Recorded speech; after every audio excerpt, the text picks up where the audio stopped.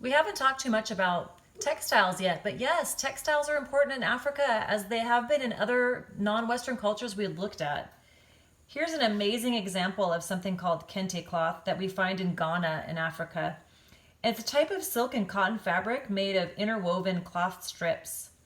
The colorful cloths are laced through with locally produced gold thread, but they are woven primarily of actually imported silk from China and India, and then regionally produced cotton. So what a great, combination of influences. They are, as this one is, mostly these bold, amazing, eye-dazzling patterns.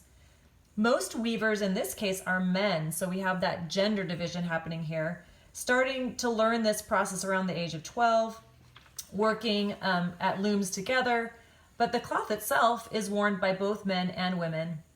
Originally, this cloth is associated with royalty, but eventually it became something that anyone could wear for some prestige and for some symbolism, because essentially these patterns, which look, to the outsider, very just abstract and just kind of eye-dazzling, are actually about very specific statements about the wearer in question. There's over 300 established patterns, each with a distinct meaning.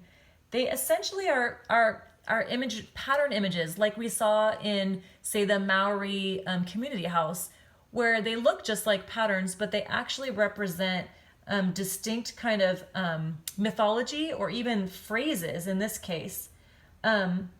It's said that the colors are all very symbolic.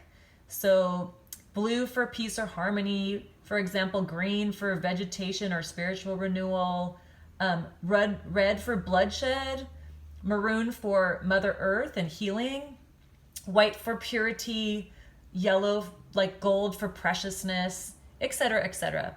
So in the combinations that they are and with the certain patterns that they have, they literally say something. So for example, they might say something like, one person does not rule a nation, or something like the extended family is a force. It's just awesome to me to think about that these beautiful patterns, which they are just elegant and amazing in their own right, could even be more than that, and they could literally be like readable to those that are wearing them. Here's an awesome example of two gentlemen in Ghana wearing their kente cloth clothes. I'd like to end really quickly with this work of art. I'm bringing us up to the modern time, which I know I don't often do, but I just can't get over the awesomeness of this work of art. This is by an artist whose name I hope I'm saying correctly, El Anatsui. He is a contemporary artist, a very renowned multimedia artist, and his works often comment on the damage of slavery and the ways in which modern Africans are reconstructing and modernizing and just like dealing with the newness that comes from their lives being in such flux. This particular very, abstract looking work of art is actually made from old and cast off materials.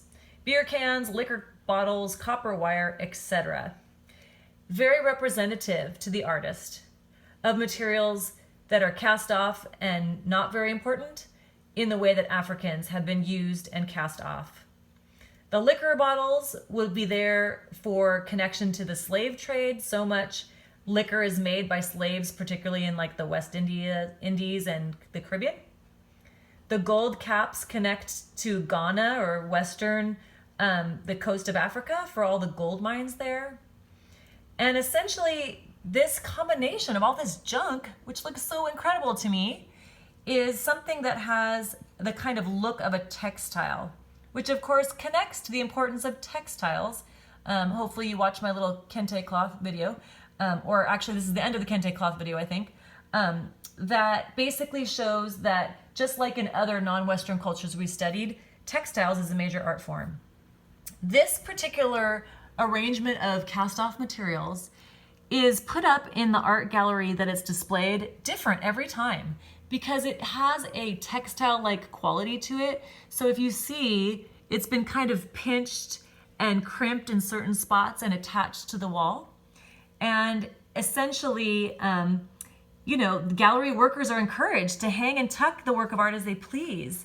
It's fluid, it's changing, it's impermanent, much like the emerging world of African thought. It even has a kind of movement to it, like the ocean that took the slaves, of course, across the sea to their various new homes. I love all of the sort of levels of interpretation that this work has. And one last thought to leave with you is the fact that this work has been both placed in museum spaces among African masks and ritual objects, and it's also been placed in, say, the Met Museum in New York, for example, besides other contemporary art from around the world. Where does it fit?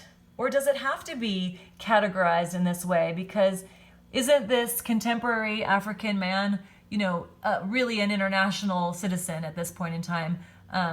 It's just a really, I think, intriguing aspect of African art today, and how much it's changed and how much it's grown and how much it's constantly being redefined.